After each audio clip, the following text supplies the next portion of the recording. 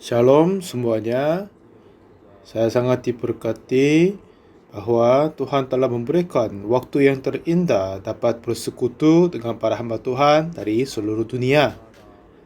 Setiap hari kita memang mengalami Tuhan dan Tuhan menaungi kita dalam kasih yang besar. Memang suami istri saling mencintai, tetapi saling kita tengkar dengan adalah suami istri. Kadang kita bermegah diri dan kadang menyakiti dia dan juga mengorbankan untuknya. Kiranya hubungan Tuhan sama kita juga sepertinya begitu. Dengan kali ini sangat-sangat baik dan syukur bagi Tuhan karena Tuhan izinkan kita bersekutu dalam firman-Nya dengan para hamba Tuhan di seluruh dunia. Kita bertemu dan saling ngobrol dan bersekutu. Tuhan memperluaskan wawasan kita dan Tuhan mendekati kepada kita. Hari ini kita baca di Kisah Para Rasul pasal ke-3, mulai ayat 1 sampai 10 kita baca. Cerita ini tentang Petrus. Petrus adalah yang mengasihi Yesus daripada yang murid yang lain. Akhirnya dia menerima kasih dari Yesus yang besar. Akhirnya dia pun mengasihi kepada Yesus. Tetapi di dalam Yesus yang Petrus saling mencintai, tetapi di situ juga ada sedikit tengkar. Dan dengan cerita ini, bagaimana Tuhan berkata kepada kita, itulah katakan kepada kita. Mulai ayat 1 sampai 10 kita baca. Pada suatu hari, menjelang waktu sembayang, yaitu pukul 3 petang, naiklah Petrus dan Yohanes ke bait Allah.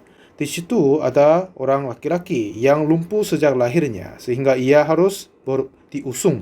Tiap-tiap hari orang itu diletakkan dekat pintu gerbang bait Allah yang bernama Gerbang Indah untuk meminta sedekah kepada orang yang masuk ke dalam bait Allah. Ketika orang itu melihat bahwa Petrus dan Yohanes hendak masuk ke bait Allah, ia meminta sedekah. Mereka menatap dia dan Petrus berkata, "Lihatlah kepada kami." Lalu orang itu menatap mereka dengan harapan akan mendapat sesuatu dari mereka. Tetapi Petrus berkata, "Emas dan perak tidak ada padaku, tetapi apa yang kupunyai, ku berikan kepadamu. Demi nama Yesus Kristus, orang Nazaret itu, berjalanlah." Lalu ia memegang tangan kanan orang itu dan membantu dia berdiri. Seketika itu juga kuatlah kaki dan mata kaki orang itu. Ia melonjak berdiri lalu berjalan kian ke mari dan mengikuti mereka ke dalam bait Allah. Berjalan dan melompat-lompat serta memuji Allah. Seluruh rakyat itu melihat dia berjalan sambil memuji Allah. Lalu mereka mengenal dia sebagai orang yang biasanya duduk meminta sedekah di gerbang indah bait Allah, sehingga mereka takjub dan tercengang tentang apa yang telah terjadi padanya. Sampai 10 kita baca.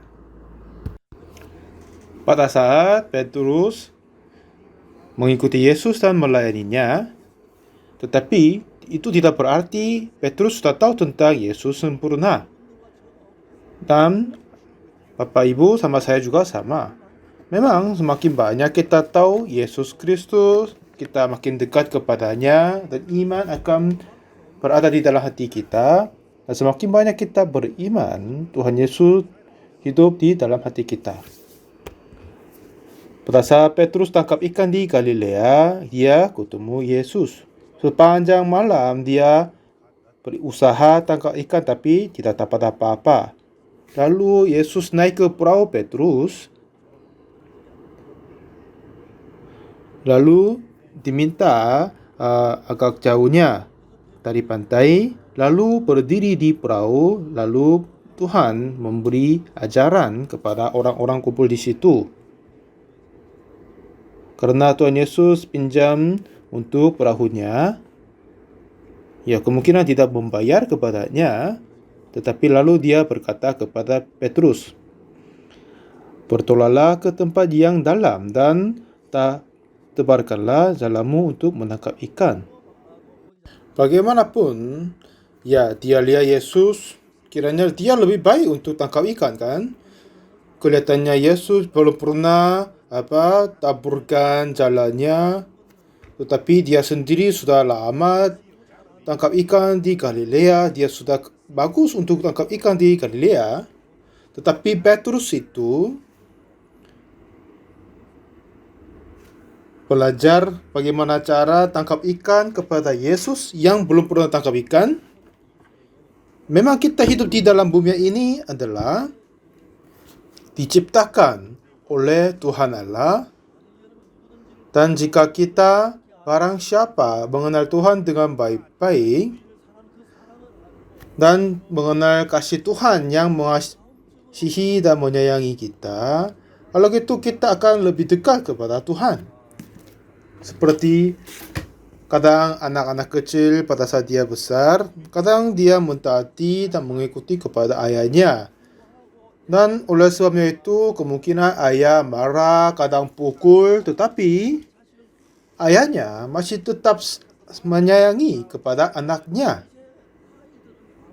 Jadi anak-anak itu memang dia terasa takut dan juga terasa disayangi oleh anak ayahnya. Jadi ini bagaimana mereka dibesarkan. Di dalam kehidupan rohani yang kita percaya Tuhan juga begitu. Kadang kita juga tidak mentaati kepada Tuhan, kadang tidak berbuat dosa dan menolak Tuhan juga. Dan juga berbohong.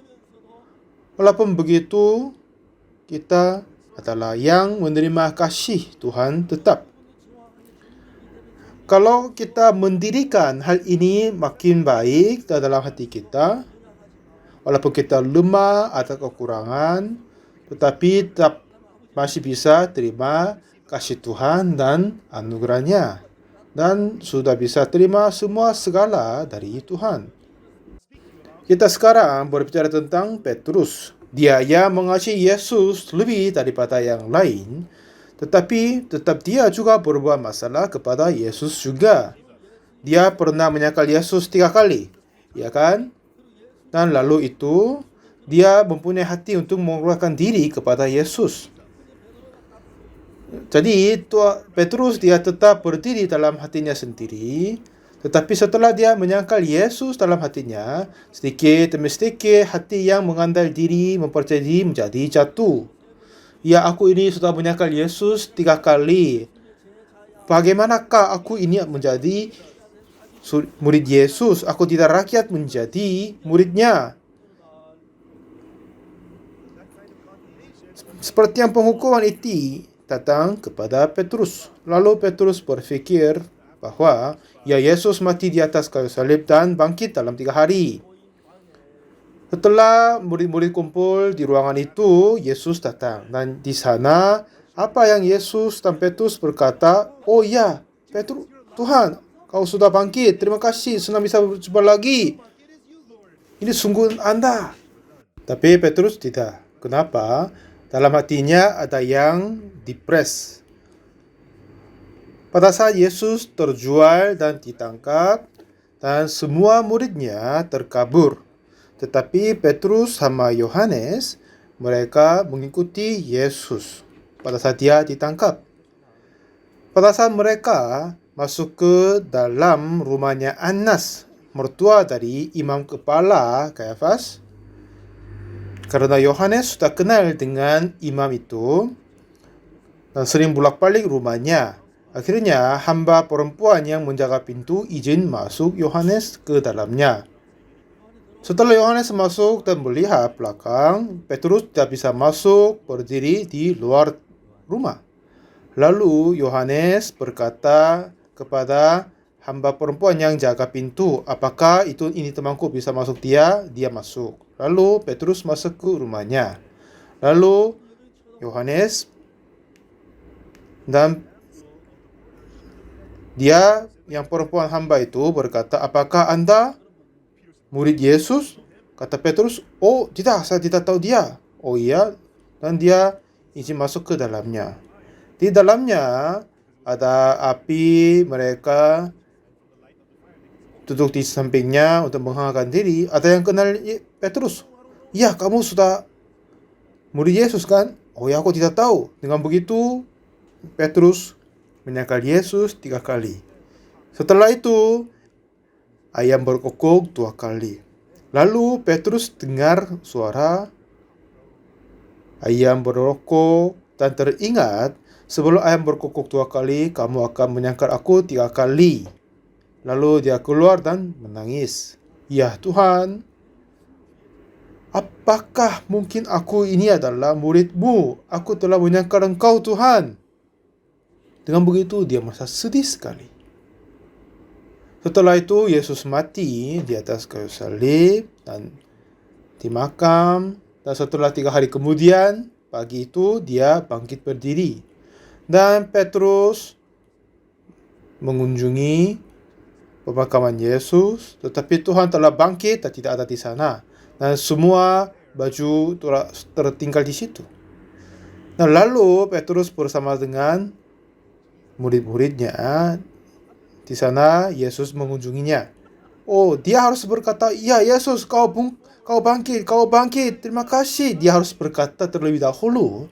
Tetapi ada hati yang pres dalam hati Petrus, karena dia yang menyangkal Yesus 3 kali. Jadi dia tidak dapat berani maju kepada Yesus. Kalau dia tidak, dia harus datang kepada Yesus. "Ya Tuhan Yesus, selamat, kita bangkit, kau bangkit." Tetapi dia tetap diam diri. Lalu Yesus meninggalkan tempatnya. Lalu Petrus berpikir, "Ya, apakah aku ini adalah murid Yesus? Tidak mungkin. Ya, sampai sekarang, ya, saya bergerak terlalu banyak. Bagaimana mungkin aku menjadi hambanya, muridnya? Tidak mungkin. Aku bukan tidak menjadi hamba Yesus, murid Yesus." Dia terasa sedih dan terasa dosa dalam hatinya. Lalu dia berkata kepada teman-temannya, "Aku akan balik ke nelayan." Dan dia balik ke zaman yang lalu. Ya, memang Petrus juga sangat-sangat khawatir dan yang lain. Tapi bagaimanapun dia berpikir, dia tidak dapat atau tidak layak dipanggil, disebut murid Yesus. "Ya, aku ini adalah seorang nelayan. Seharusnya tangkap ikan saja. Tapi malam hari itu dia tidak sama sekali tangkap apa-apa." Waktu mulai pagi-pagi, seperti yang dia ketemu Yesus pertama kali, Yesus datang kepadanya. Katanya, "Tuhan, hai anak-anak, adakah kamu mempunyai lauk pauk?" Jawab mereka, "Tidak ada." Dan Yesus berkata, "Taburkanlah jalamu di sebelah kanan perahu, maka akan kamu beroleh." Lalu mereka tangkap banyak ikan, baru ketahui inilah Yesus Kristus. Lalu meninggalkan semua perahunya dan datang ketemu Yesus. Di situ sudah Tuhan Yesus menunggu mereka untuk ikan dan dengan mempersiapkan ikan dan roti. Dan di sana mereka makan bersama dengan Yesus. Setelah selesai makan, Yesus bertanya kepada Petrus, "Ya Simon anak Yohanes, apakah engkau mengasihi aku lebih daripada mereka ini?" Jadi Petrus berpikir, apakah aku ini mengasihi Yesus? Apakah aku mengasihi Yesus? Kalau begitu, kenapa aku menyangkal dia 3 kali? Tetapi bagaimanapun dia berpikir ulang, apa yang tidak dihapuskan di dalam hatinya adalah Petrus dia masih mengasihi Yesus. Tetapi Petrus tidak dapat berkata kepada Yesus bahwa aku mengasihi engkau. Karena dia sudah berkata, "Walaupun aku mati, aku tidak akan menyangkalmu Tuhan." Tetapi dia telah menyangkal 3 kali kan? Jadi jawab Petrus kepadanya, "Benar Tuhan, engkau tahu bahwa aku mengasihi engkau." Jadi Yesus berkata kepadanya, "Gembalakanlah domba-dombaku. Gembalakanlah domba-dombaku." Jadi inilah pagi waktu itu berbicara sama dengannya. Jadi dalam hatinya Petrus, dia sudah mempunyai hati yang mengasihi Yesus, dan juga oleh sebabnya dia menyangkal Yesus dan terasa dosa kesalahan juga ada. Tetapi iblis, dia menggeserkan hati yang mengasihi Yesus di sampingnya dan memperpentingkan hati yang dia menyangkal Yesus dan menghakimi dia. "Apakah kamu adalah murid Yesus? Kamu menyangkal Yesus 3 kali." Terus berkata begitu. Dengan ini press hati Petrus. Bagaimanapun dia berpikir ulang, dia tidak rakyat menjadi murid Yesus Kristus. Ya, dia pergi ke Galilea menjadi nelayan lagi. Jadi Yesus datang kepadanya. Iblis berkata, "Kau menyangkal Yesus 3 kali. Kau berkata kau tidak tahu Yesus. Kau bukan murid Yesus. Kau hanya nelayan saja. Harus balik ke tangkap ikan. Kau bukan apa-apa." Ini iblis berkata kepadanya. Tapi apa yang Yesus berkata kepada Petrus adalah, "Apakah engkau mengasihi aku lebih daripada mereka ini?" Tetapi Petrus tidak menyangkal pikiran bahwa dia mengasihi Yesus. Jadi Tuhan Yesus memperbesarkan hati Petrus yang mengasihi Yesus. Tetapi iblis pentingkan apa? Kau menyangkal Yesus, kau tidak layak menjadi murid Yesus. Kamu adalah nelayan saja. Jadi para hamba Tuhan, apakah kita mirip dari Petrus? Bagaimana? Benar enggak? Ya, betul, kita juga begitu. Tapi tidak sama sekali masalah, karena memang Petrus menyangkal Yesus 3 kali dan berbuat dosa, tetapi semua dosanya telah dihapuskan di atas kayu salib. Dan dengan kematiannya, semua dosanya telah ditebuskan, dan Tuhan memperbesarkan hati dia yang mengasihi Yesus. Setelah ini bagaimana? Iblis terus berkata, "Ya, Petrus, kamu tidak menjadi hamba Tuhan." Terus bilang begitu. Setelah saya menjadi pendeta dan bertemu banyak orang, dan terus saya memberitakan Injil ini. Awal mulanya saya juga merasa susah karena dosaku. Tetapi semakin saya membaca kitab, janji dari kitab suci, seperti Roma 3 ayat 23 dan ayat 24 yang saya baca, itulah yang firman yang indah sekali. Semua orang telah berbuat dosa dan telah kehilangan kemuliaan Allah. Tetapi oleh kasih karunia telah dibenarkan dengan cuma-cuma karena penebusan dalam Yesus Kristus Yesus. Pada saat saya datang di Ghana tahun 2012 memimpin acara Youth Camp. Dan besok hari saya ada kesempatan ketemu dengan Bapak Presiden. Pada saat itu Bapak Presiden bertemu denganku, tapi waktu itu dia merasa susah dalam hatinya. Bapak Presiden berkata bahwa saya dianggap presiden yang beriman di sejarah Ghana. Walaupun begitu, saya sudah berbuat dosa. Dokter khusus kenegaraan ini, istana ini, berusaha mengobati aku, tetapi aku merasa bahwa aku menjadi makin parah. Pagi hari ini, saya berpikir bahwa kemungkinan saya tidak bisa hidup 5 hari lagi. Ya, semuanya tidak menjadi masalah, tetapi aku ini seorang manusia. Jadi aku juga berbuat dosa. Aku masih belum terima pengampunan dosa. Jadi katanya beliau takut. Jadi Bapak Presiden, dia sangat-sangat simple dan murni seperti anak-anak kecil. Dia mempunyai rendah hati yang saya merasa malu diri sendiri. Seperti begitu banyak orang sekarang ini mengikuti gereja, pergi gereja. Tetapi mereka semua belajar bahawa mereka orang berdosa dari gereja masing-masing. Saya juga mengikuti gereja seperti itu dulu.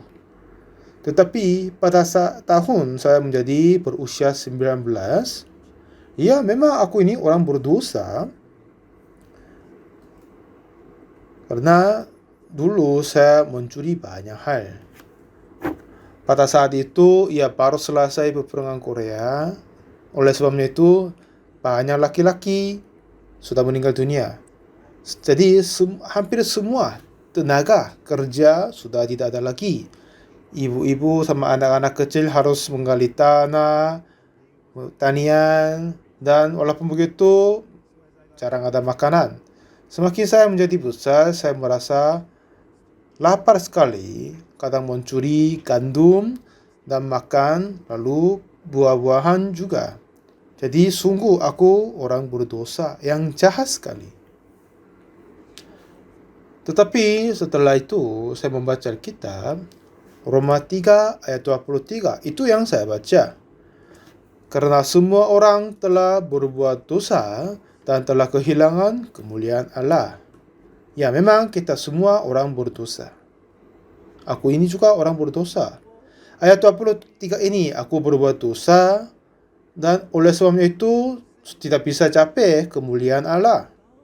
Tetapi ayat berikutnya, ayat 24 yang kita baca ini berkata, dan oleh kasih karunia telah dibenarkan dengan cuma-cuma karena penebusan dalam Kristus Yesus. Kata apa? Telah dibenarkan dengan cuma-cuma. Sebelum saya mengenal firman Tuhan ini, ya saya tidak hanya membuat 1-2 dosa saja, tetapi saya berbuat bohong, mencuri. Jadi saya anggap diri orang berdosa dan saya mengaku dosa juga. Tetapi Alkitab ini berkata di Roma 3 ayat 24 berkata, ini tidak berarti kita tidak berbuat dosa. Kita sudah berbuat dosa, tetapi Tuhan Yesus telah mengampuni dosamu. Oleh sebabnya itu kau disucikan, kau dikuduskan, kau dibenarkan. Karena semua dosamu telah dihapuskan, diampuni. Jadi saya berhadap kepada Tuhan, Tuhan aku orang ini berdosa. Enggak, kau orang benar. Oh bukan Tuhan, aku orang berdosa. Oh tidak, kamu sudah disucikan. Jadi Tuhan berkata kepadaku melalui firman Tuhan. Roma 3 ayat 24 bilang apa? Telah dibenarkan. Artinya semua dosaku telah ditebuskan. Bukan karena hasil perusahaan dan pekerjaan kita sendiri, tetapi oleh kasih karunia. Dan dengan cuma-cuma telah dibenarkan oleh kasih karunia-Nya. Jadi kita harus berdiri di depan ini. Kita harus berdiri di hadapan ini. Di Yohanes pasal 2 ada di pernikahan Kana, di situ ada kekurangan anggur. Yesus suruh kepada mereka mengisi air di bejana pembasuhan, lalu orang-orang upahan itu mengisi sampai penuh. Lalu katanya, jatuhlah dan bawalah kepada pimpinan pesta. Pada saat Tuhan suruh mereka isi tempat-tempat itu, memang orang upahan akan mengikutinya. Tetapi jatuhlah dan bawalah kepada pimpinan pesta, dalam hatinya pelayan itu, aduh, itu enggak. Ini adalah air biasa. Kita harus membawa anggur. Kalau tidak, kita dipukul. Memang hati mereka beda dari firman Tuhan Yesus. Seperti itu, apa yang penting adalah ini tidak hanya permasalahan dari Petrus atau pelayan yang lain, tetapi ini semua permasalahan yang kita mengalami, yang percaya Yesus dan mengikut Yesus. Untuk sederhana, simple berkata, kita sudah berbuat dosa, jadi kita orang berdosa. saya juga berbuat dosa, berbohong, mencuri, sedemikian berbuat banyak dosa. Baik dalam hatiku, pasti aku berdosa, dan orang lain pun berkata aku orang berdosa. Tetapi Yesus berkata telah membenarkanmu. Katanya Tuhan telah dibenarkan. Tuhan menebus kita. Tapi saling kelahi dengan Tuhan. Tuhan berkata kau dibenarkan. Oh enggak Tuhan, aku masih orang berdosa. Aku masih punya dosa. Adalah terlengkar sama Tuhan.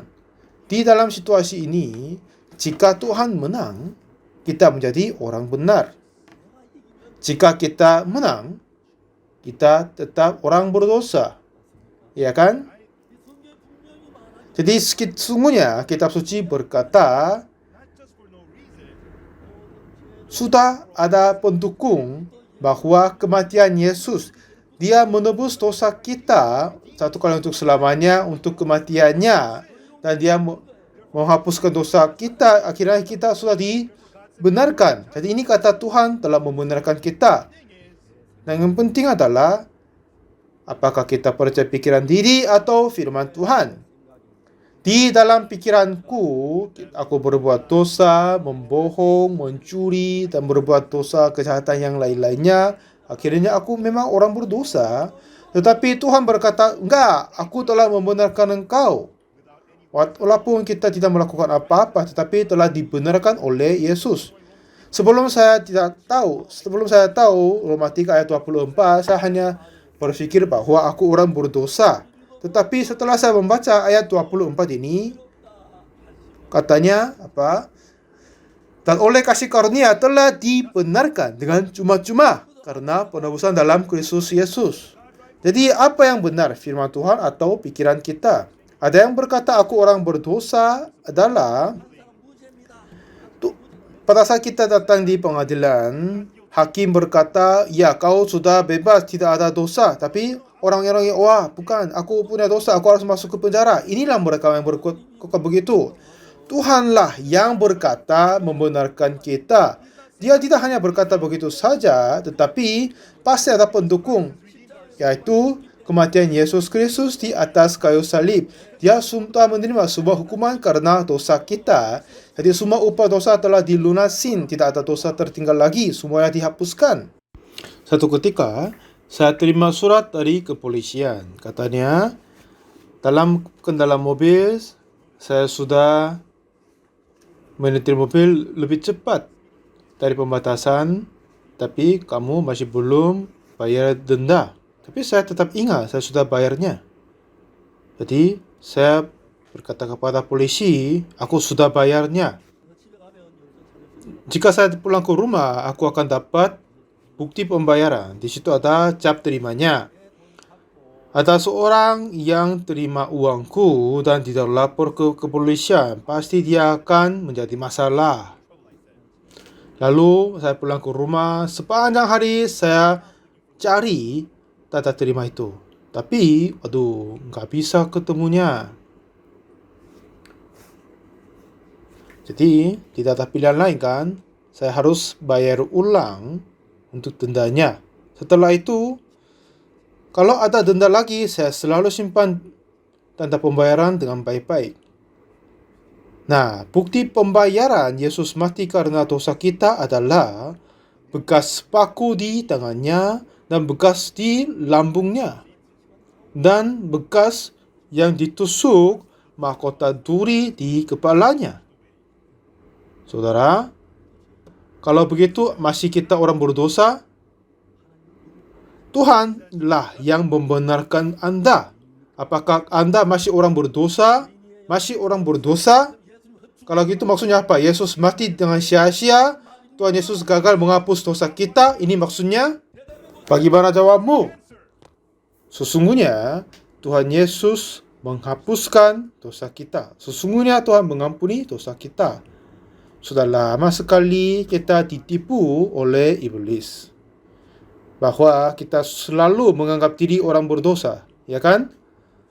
Jika kita masih orang berdosa, artinya gagal kematian Yesus di atas kayu salib. Jadi apa? Ini penipuan iblis dalam hati kita. Jadi kita mengaku dosa kita. Tetapi apa yang kita berkata dan oleh kasih karunia telah dibenarkan dengan cuma-cuma karena penebusan dalam Kristus Yesus. Artinya apa? Kita tidak melakukan apa-apa, tetapi oleh karena penebusan dalam Yesus Kristus, kita telah dibenarkan. Apa artinya ini? Apa maksudnya ini? Tuhan berkata apa? Oksu, kau sudah dibenarkan. Joseph, kau sudah dibenarkan, sudah disucikan. Kalau kata Yesus begitu sudah cukup, apa lagi kita butuh lagi? Apa yang lebih kita membutuhkan? Tidak perlu lagi, ya kan? Selain firman Tuhan. Hanya oleh darah Yesus kita sudah cukup, sudah kepastian. Pada saat Yesus mati di atas kayu salib, dengan itu Tuhan telah menghapus dosa kita. Roma 4 ayat 25. Apa katanya firman Tuhan ini? Yaitu Yesus yang telah diserahkan karena pelanggaran kita dan dibangkitkan karena pembenaran kita. Artinya apa? Tuhan Yesus mati karena pelanggaran kita, dosa kita. Dan dengan itu telah menghapus semua dosa manusia. Lalu untuk membuktikan pembenaran kita, dia bangkit berdiri. Lihatlah bekas tandaku, lihat bekas di lambungku. Lihatlah tanda-tanda bekas ini tusuk di mahkota duri. Ini semua, dengan ini semua penghakiman dosamu sudah selesai. Jadi saudara dan hamba Tuhan di seluruh dunia, kenapa aku terus memberitakan khotbah tentang ini? Saya berpikir bahwa pasti Tuhan akan sedih melihat kita. Sampai kematian dia menumpah darah mengampun dosa kita. Tetapi masih ada yang mengucap bahwa aku orang berdosa, tolong ampunilah dosaku. Setiap saat mereka datang gereja, mereka berdoa begitu. Betapa hati Yesus sakit sekali. Dia merasa sedih, sakit sekali. Oleh sebabnya itu, memang kita berbuat dosa, terasa dosa karenanya. Tetapi apa yang kitab suci berkata, kita telah dibenarkan. Dan kita disucikan. Dan kita telah dikuduskan. Inilah firman yang kita harus percaya. Jadi Petrus ini, oleh karena dosa yang dia menyangkal Yesus 3 kali, dan dia terasa jahat, kesalahan dalam hatinya. Akhirnya dia tidak tahu apa dia harus melakukan. Akhirnya dia pergi ke Galilea dan kawinkan lagi. Lagi Yesus mengunjungi Petrus ke Galilea. Lalu,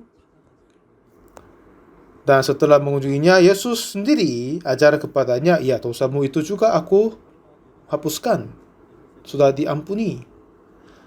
Tuhan tidak sama sekali sebutkan apakah Petrus sudah menyangkal 3 kali atau tidak. Tetapi hanya berkata, ya apakah engkau mengasihi aku lebih daripada mereka ini? Gembalakanlah domba-dombaku. Kata Tuhan begitu saja.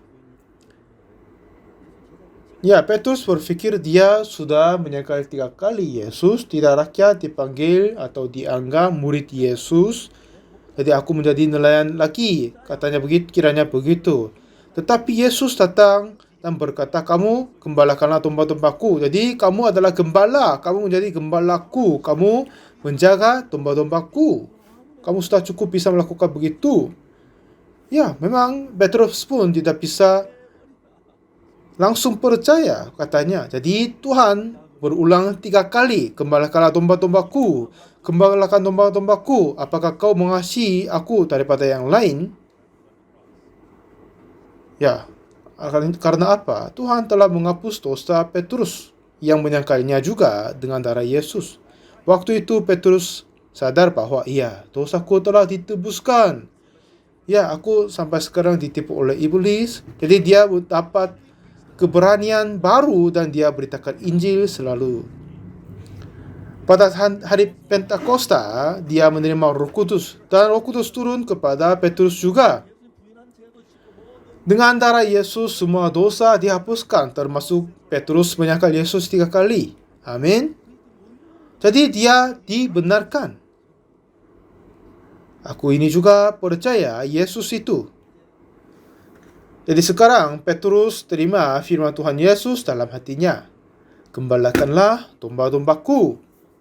Jadi pada hari Pentakosta, setelah mereka menerima Roh Kudus, langsung mereka memberitakan Injil Yesus Kristus, dan juga banyak orang langsung terima ampunan dosa karena Yesus Kristus.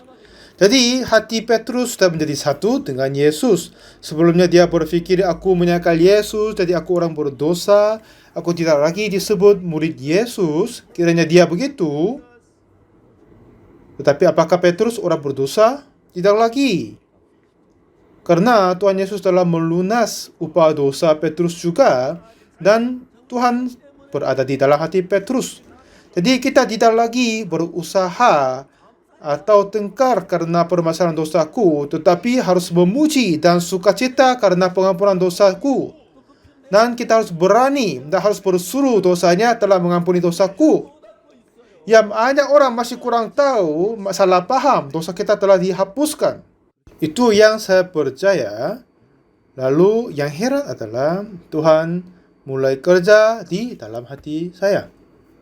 Dulu saya pernah hidup di dalam kemiskinan.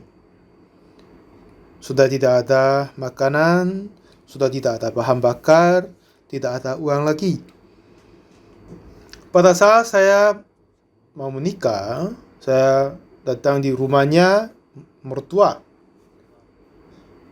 Waktu itu, apa yang terjadi kepadaku adalah dalam penginjilan, saya diundang ke orang yang lain dan sampaikan khotbah ke sana. Lalu saya makan malam dan tidur di situ.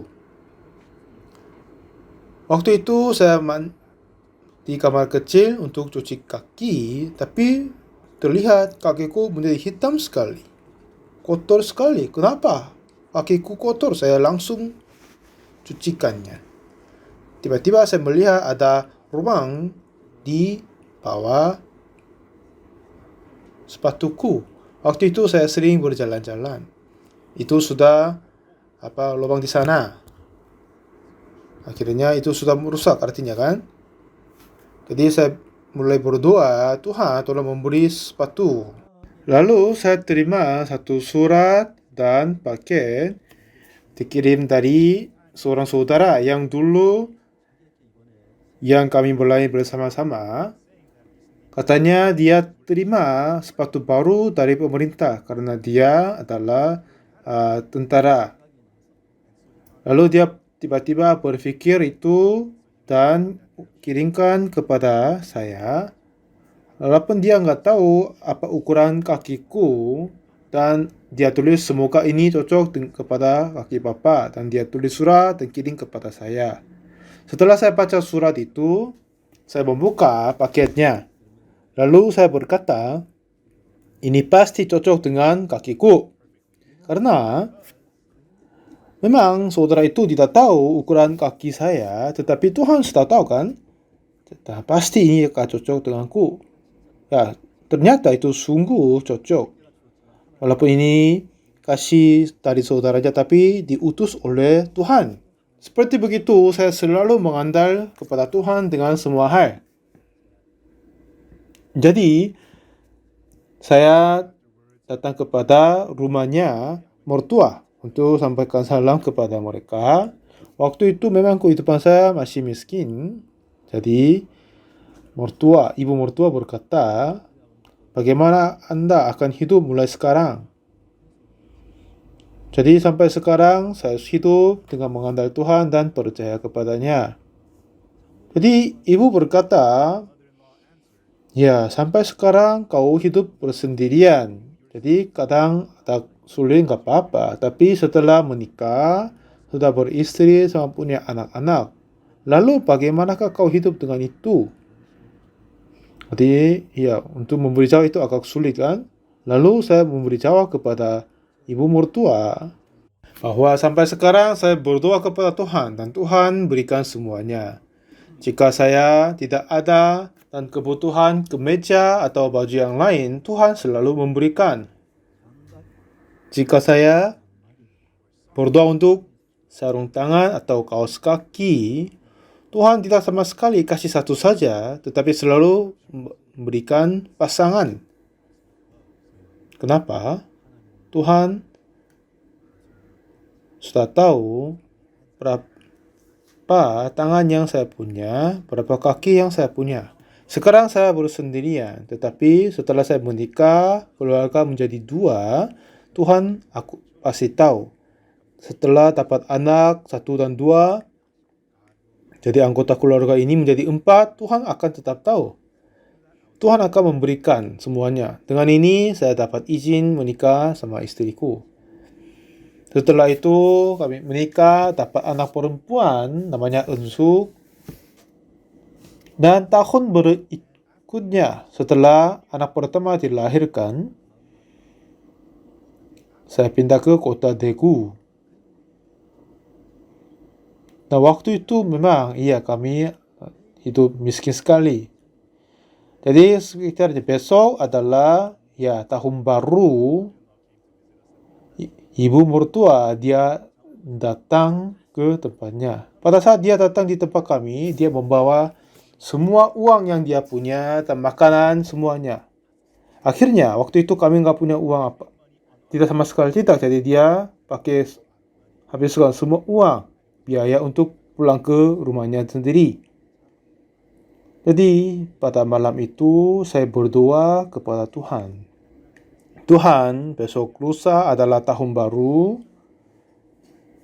tapi Tuhan tolong memberi makanan kepada kita, tolong memberi uang kepada kami. Jadi setelah itu saya pergi luar untuk menginjili. Sepanjang hari saya menginjili, tetapi masih belum ada uang. Pada malam saya berjalan kaki panjang dan pulang ke rumah. Lalu saya melihat wajah istriku. Ada beberapa hal yang terbaik kepada istriku adalah apa yang dia perasaan, itulah yang terbaik. Jika dia gembira, dia tidak bisa sembunyikan. Dia selalu menyatakannya.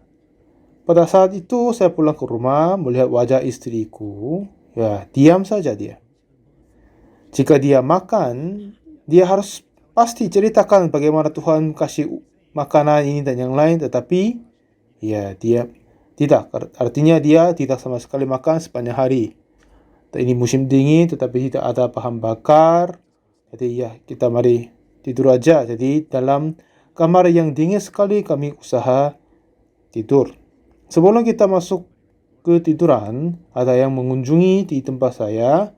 Ternyata ada seorang ibu datang. Jadi istriku pergi dan berbicara samanya.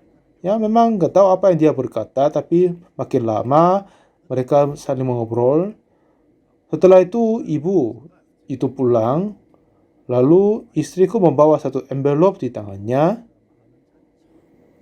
Waktu itu adalah baru membuat uang kertas yang 100.000 rupiah di Korea. Ini adalah mata uang yang terbesar di Korea zaman yang lalu. Istriku membawa envelope itu dan berkata, katanya ibu itu adalah seorang jemaat kami dan dia kerja sebagai dosen di universitas. Besok adalah tahun baru. Jadi semua anggota keluarga, anak-anak sama suaminya udah mengunjungi rumahnya Papa. Dan dia sendiri tinggal di rumah. Lalu dia membersihkan semua rumah. Dan setelah makan malam, karena ini adalah hari terakhir tahun ini, dan dia mulai berdoa untuk menutup tahun itu. Dalam doanya, tetapi ada suara dan ada pikiran terus muncul bahwa kasih uang ini kepada pendeta Pak. Dan dia berpikir begini, Tuhan, aku enggak tahu rumahnya pendeta Pak, ini sudah menjadi malam, mungkin besok saya kunjungi dia. Lalu dia mau melanjut doanya, tapi tidak bisa lanjut. Akhir-akhirnya dia masukkan uang di dalam envelope dan dia hanya keluar dari rumahnya. Pada saat dia masuk ke jalan, kebetulan menemukan seorang saudara di gerejanya. Halo, saudara-saudara, apa kabar? Apakah Anda tahu rumahnya Pak Pendeta? Dengan itu dia kunjung ke tempat saya. Lalu dia kasih envelope itu dan pulang. Dan dengan melihat ini, ibu mertua melihat itu dan menangis. Dan dia lihat bagaimana Tuhan membantu kami. Dan dia sama istriku senang, dia pergi toko dan lalu beli makanan. Terus makan banyak sekali. Kami tidak bisa lupa hal itu. Jadi memang di dalam kehidupanku juga ada saat-saat kesulitan. Tetapi Tuhan tetap membantu semuanya. Pada saat istriku melahirkan anak, kami tidak sama sekali punya anak. Jika saya telepon ke gereja, mungkin gereja akan bayar untuk biaya dapat anak. Tapi saya mau mengandalkan kepada Tuhan. Aku tidak akan mengandalkan manusia, tapi mau mengandalkan kepada Tuhan. Dan malam hari itu, istri saya memulai sakit untuk melahirkan anaknya. Kami tidak sama sekali punya uang transportasi dan uang rumah sakit juga. Jadi terus saya berdoa seterusnya. Dan pada saat istriku sakit untuk melahirkan anak, dan ini kelihatan sudah dekat waktunya melahirkan anak. Akhir-akhirnya saya ingin kasih tahu kepada jemaat gereja ini dan yang lain. Tetapi saya akhir-akhirnya mau menunggu tuntunan dari Tuhan. Jadi ini sudah menjadi pagi. Dan pagi-pagi benar seorang ibu mengunjungi di rumah saya. Kelihatannya dia belum pernah datang ke tempat saya. Mungkin dia tanya datang ke tempat saya. Dan dengan urusan apa nggak tahu, tapi dia datang ke tempat kami untuk berbicara dengan istriku. Lalu dia masuk ke tempat kami dan melihat istriku sedang sulit untuk melahirkan anak. Apa yang dia berkata adalah, "Ibu, aku ini dulu kerja sebagai penerima anak dari rumah sakit ibu dan anak. Saya sudah mempunyai ijazahnya. Tunggu sebentar." Lalu dia lari ke rumahnya dan membawa sebuah tas. Setelah ibu itu datang ke tempatku, anakku dilahirkan. Saya merasa syukur sekali. Tapi ternyata tidak sama sekali ada apa-apa di dalam kulkas di rumahku. Dan dia pergi membeli beras dan lalu beli daging sapi sama rumput laut. Dengan itu menanam nasi dan masak sup. Dengan itu kami makan. Ya, Tuhan sungguh hidup dan kerja. Saya merasa syukur bagi Tuhan. Saya sering berkata kepada anakku, "Ya, baru sesudah kau lahir, kau siapkan makan untuk ayahmu. Kalau engkau enggak ada, aku akan lapar pada waktu itu." Jadi kadang agak sedih kelaparannya, tetapi Tuhan tetap menuntun kehidupanku. Sampai sekarang saya tidak sama sekali menyatakan bahwa aku tidak ada uang, tolong pinjam uang. Tidak sama sekali melakukan begitu. Tetapi Tuhan tetap menuntun saya dengan terbaik. Itulah hal-hal yang baik sekali. Pada saat saya membesarkan anak-anak, juga ada banyak hal yang saya mengucap syukur kepada Tuhan. Karena pekerjaan ini adalah pekerjaan Tuhan, jadi Tuhan adalah yang menggenapkan semua urusan Tuhan, pekerjaan Tuhan. Tahun 2020, tahun ini, seluruh dunia jatuh ke dalam kesulitan karena virus corona. Lalu saya membaca kitab bahwa ternyata orang-orang Ibrani pernah merasa kesulitan. Dengan itu merendahkan hati mereka, lalu Tuhan memberi berkat kepadanya. Seperti Yusuf, dia menjadi perbudakan kepada rumahnya Potifar. Tetapi oleh karena penipuan dari istri Potifar, dia masuk ke dalam penjara. Setelah itu dia menjadi penguasa di Mesir. Dengan itu, dia dapat selamatkan orang-orang Mesir dari kelaparan dan dia selamatkan keluarganya dari kelaparan juga. Dia menjadi orang-orang yang terbaik. Pada saat Daud ditangkap istri, anak-anak di Ziklag, dan semua kepunyaannya terbakar. Selanjutnya, dia langsung menjadi raja. Banyak kesulitan terjadi kepada bangsa Israel dan kepada kita, selanjutnya akan tetap menjadi berkat. Injil Yesus yang membenarkan semua orang dunia oleh darah Yesus Kristus telah menghapuskan dosa kita dan katanya tidak lagi mengingat dosa kita. Dan dalam puji nyanyian juga, indahlah harinya Yesus membahas dosaku. Seperti begitu kita memuji puji nyanyian tetapi mengucap apa, berkata apa, orang berdosa. Tidak lagi jika kita baca kita, benar sekali kita dikuduskan, dibenarkan. Kita telah sucikan. Tuhan tidak sama sekali mengingat dosa-dosa kita. Saya terus lanjut menyampaikan Injil ini kepada banyak orang.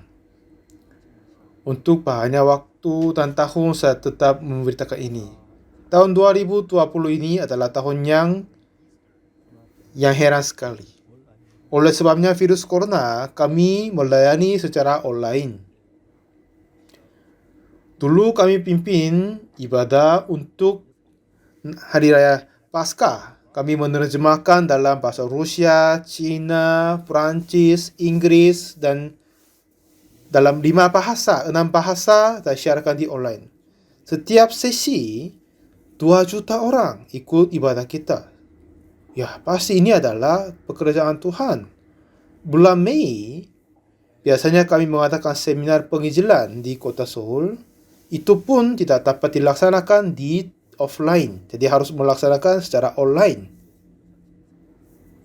Dan misionari kami sedang bekerja sekitar 100 negara di dunia. Dan mereka pergi ke stasiun televisi dan radio dan sarankan bahwa siarkan khotbah dari seminar Alkitab. Waktu itu 276 stasiun televisi dan radio siarkan khotbahku. Waktu itu sekitar 1 miliar orang lebih dengar khotbahnya. Dan bulan Oktober kemarin juga kami siarkan seminar Alkitab kepada 655 stasiun televisi dan radio. Katanya 2 miliar orang lebih dengar firman Tuhan bahwa Tuhan Yesus telah menghapus dosa mereka oleh darahnya. Banyak orang dengar firman ini dan mereka terharu dan berbahagia. Dan kami dapat merasa ini semuanya pekerjaan Tuhan. Setelah saya bangun dari tidur, saya dapat banyak pesan, surat elektronik bagaimana mereka dapat pengampunan dosa. Apakah Petrus adalah satu-satunya yang berbuat salah? Apakah dia sendiri yang menyangkal Yesus? Saya juga mempunyai banyak dosa, tak ada yang permaluan di depan Tuhan. Tetapi Tuhan katanya apa? Tidak lagi mengingat dosamu, tidak sama sekali tidak. Lalu katanya, aku telah membenarkan engkau. Tuhan adalah hakim agung yang benar dan adil. Jika dia berkata aku dibenarkan, kita sudah dibenarkan. Kita tidak lagi orang berdosa. Kita sudah dibenarkan. Inilah Injil yang terus saya sampaikan. Saya berpikir bahwa dan percaya Tuhan memberkati besar kepada gereja kami. Banyak orang tidak percaya dengan ini dan lalu akhirnya menganiaya aku. Tapi ternyata itu benar kan? Ini yang kebenaran dari kitab suci. Jadi akhir-akhirnya saya dapat menemukan Tuhan tetap memberkati kita. Jadi Petrus ini tidak lagi khawatir karena dosanya. Dulu dia terikat karena dosanya. Dia mau balik menjadi nelayan. Tetapi Yesus mengunjunginya dan kasih tahu lagi. Dosamu sudah dihapuskan, diampuni. Gembalakanlah domba-dombaku. Mulai saat itu Petrus mulai bekerja.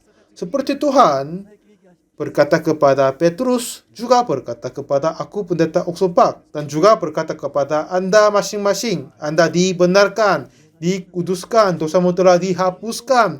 Jadi kau disucikan, dibenarkan, tidak lagi orang berdosa. Aku menyertai denganmu sampai akhir zaman. Jadi, mulai saat itu, Petrus tidak sama sekali terikat apa yang dia berbuat jahat kepada Tuhan. Tetapi memperoleh kuasa darah Yesus, ya benar sekali Tuhan, aku orang benar, aku dibenarkan, aku dikuduskan. Aku sudah berbuat dosa, tetapi semua dosa itu telah dihapuskan seperti salju. Lalu dia percaya itu dan tetap menyertai dengan Petrus dan sama dengan saya juga. Lalu Petrus bertemu dengan seorang lumpuh yang duduk di depan pintu gerbang bait Allah meminta sedekah. Lalu Petrus berkata, lihatlah aku. Ya, ada yang mau kasih sedikit? Dan dia lihat kepada mereka. Lalu Petrus berkata, emas dan perak tidak ada padaku, tetapi apa yang kupunyai kuberikan kepadamu. Demi nama Yesus Kristus orang Nazaret itu berjalanlah. Kenapa? Roh Kudus yang ada di dalam Yesus Kristus itu telah diberikan kepada Petrus dan Petrus terima dalam iman. Jadi Roh Kudus dan Yesus sudah ada di dalam hati Yesus. Jadi dia dapat bekerja seperti Yesus kerja dan bangkitkan orang lumpuh itu seperti aku mirip kepada Petrus dan Tuhan Yesus dan melihat mujizat Tuhan. Orang-orang sakit sembuh dari penyakitnya. Kepada kita semua juga, Tuhan berkata, Anda Yesus kecil, Roh Kudus yang Yesus sudah hidup di dalam hatimu. Terimalah fakta ini, terimalah Injil ini, bahwa kau telah dibenarkan. Kamu bukan orang benar sejak awalnya, tetapi Yesus dengan firman Tuhan membenarkanmu. Jika dia terimanya, dalam pandangan Tuhan, kita menjadi orang benar, dan kita terima itu, dan kita orang benar oleh Yesus. Jadi kita menjadi satu dengan Yesus. Semua pekerjaan Yesus dapat dilaksanakan di dalam hati kita. Seperti Petrus. Haleluya. Petrus dapat berkata, ya emas dan perak tidak ada padaku, tetapi apa yang kupunyai, ku berikan kepadamu. Demi nama Yesus Kristus orang Nazaret itu, berjalanlah. Amin. Jadi kalian juga Petrus. Kadang kita berbuat permasalahan, kekurangan. Jika kita memandang itu, kita tidak berani bekerja di depan Tuhan. Ya kan? Tetapi tidak. Tuhan telah membasuh dosaku. Kita telah disucikan, membenarkan. Inilah kata Tuhan Yesus kepada kita melalui Alkitab. Alkitab berkata, membenarkanmu. Jika Tuhan berkata membenarkan, kita sudah dibenarkan. Ada satu yang berbeda dari Tuhan dengan kita adalah Tuhan tidak sama sekali berbuat dosa dan dialah yang benar. Tetapi kita sudah berbuat dosa tetapi dibenarkan. Amin. Tetapi akhir-akhirnya kebenaran itu tetap sama. Yesus tinggal di dalam hati kita. Mulai saat ini, kalian semua percayalah ini, Tuhan tetap menyertai dengan kita. Tuhan telah mengampun dosa kita. Terimalah, percayalah. Mulai saat itu, jika kita punya iman ini, Tuhan akan kerja di dalam hatimu, di dalam pelayananmu, di dalam pelayanan misimu, di dalam penginjilanmu, di dalam khotbahmu. Tuhan akan hidup dan kerja keras. Amin. Haleluya. Amin. Jadi tidak lagi melihat dirimu sendiri. Tidak lagi melihat dirimu sendiri yang jahat dan kotor. Walaupun jika wajahmu tampak sekali, tapi tidak boleh lihat. Tapi pandanglah kepada Yesus. Pendeta Joseph ini adalah seorang yang tampak, tapi lihat diri, tidak boleh lihat sendiri. Lihatlah kepada Tuhan dan percayalah Yesus sudah menyertai dengan kita. Aku juga terima Tuhan dan firman Tuhan Yesus dalam hatiku. Aku menjadi satu dengan Yesus. Yesus tetap ada di dalam hatiku. Jika aku tidak berbuat apa-apa, jadi seperti emak dan peras aku tidak punya, tapi apa yang aku punya berikan kepadamu. Seperti begitu, Yesus sudah berada di dalam hatiku. Yesus itu sembuhkan kamu.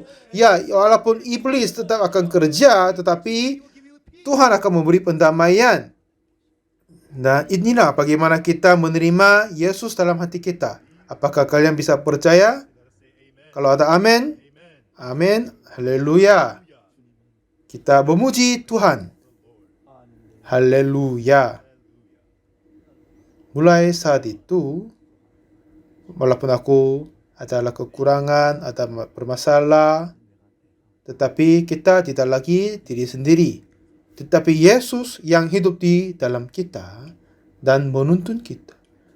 Jadi kita menjadi Yesus yang kecil dan menyatakan Yesus Kristus dan memberikan kemuliaan kepada Tuhan. Jadi para hamba Tuhan seluruh dunia, jangan sebutkan dirimu sendiri orang berdosa. Ini kata yang mengabaikan kematian Yesus Kristus. Tetapi berkatalah begitu, aku dulu orang berdosa, tetapi sekarang aku telah disucikan oleh darah Yesus. Aku telah dikuduskan oleh Yesus Kristus. Sekarang Yesus berada di dalam hatiku. Aku terima firman Tuhan Yesus dengan iman. Jadi Yesus dan firman Tuhan berada di dalam hatiku. Percayalah seperti ini. Kalau begitu, Tuhan akan kerja keras di dalam hatimu. Sudah lama sekali saya mengalami dan melihat bagaimana Tuhan kerja dengan hebat sekali. Semoga Anda dapat bekerja seperti begitu. Sembuhkan orang sakit dan mengatakan banyak mujizat. Dan juga memberitakan Injil ini bahwa Yesus telah mengampuni dosa kita, dengan darahnya kita tidak lagi orang berdosa dan kita orang dibenarkan. Lalu Tuhan akan memuji kepada kita, ya kamu kerjanya bagus, bagus sekali. Jadi halo malaikat, catat namanya di kitab kehidupan. Begitu. Haleluya. Kita mengembalikan pujian kepada Tuhan. Kita dulu orang jahat, kotor, tetapi Tuhan membasuh kita, mengampuni dosa kita. Kita memuji kepada Tuhan. Mari kita berdoa. Tuhan, kami terima kasih kepadamu Tuhan. Kami sungguh-sungguh orang yang jahat dulu. Tetapi setelah Engkau datang dan mati di atas kayu salib, dengan itu membenarkan, menyucikan kami satu kali untuk selama-lamanya. Haleluya, kami memuji namamu Tuhan. Apa yang menyakiti hati kami adalah masih ada banyak orang ditipu oleh iblis. Walaupun Yesus mati atas kayu salib, tapi masih mereka berpikir orang berdosa. Biar mereka sadar dosa mereka dan juga sadar bahwa Yesus mati untuk mereka. Dengan itu menghapus dosa mereka. Biar mereka hidup untukmu Tuhan. Di dalam pelayanan para hamba-hamba Tuhan, menyatakan Engkau di dalamnya, pekerjaan Tuhan untuk pengampunan dosa dapat menyatakan melalui yang hadir ini. Semua orang akan menerima anugerah-Mu dan terima pengampunan dosa. Terima kasih banyak. Tolong memberkati kami. Dalam Yesus Kristus kami berdoa. Amin. Terima kasih banyak semua.